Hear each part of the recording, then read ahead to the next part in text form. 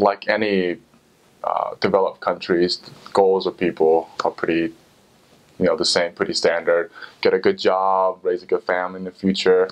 But I think that, outside of that, there are quite a bit of differences.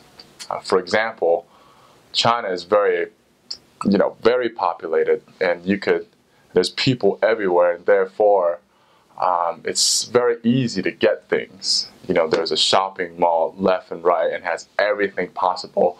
But in England, that's when I realized it's a lot of times the scale is a lot smaller. For example, they would have a Walmart type of store, but would be a lot further away, like a lot less dense, like in China. And the food-wise, you know what? I didn't expect this. In England, the food is very culturally diverse because all the colonies they had in the past, a lot of Indian food, a lot of Middle Eastern food flavor in there, and it's actually very blended into the culture.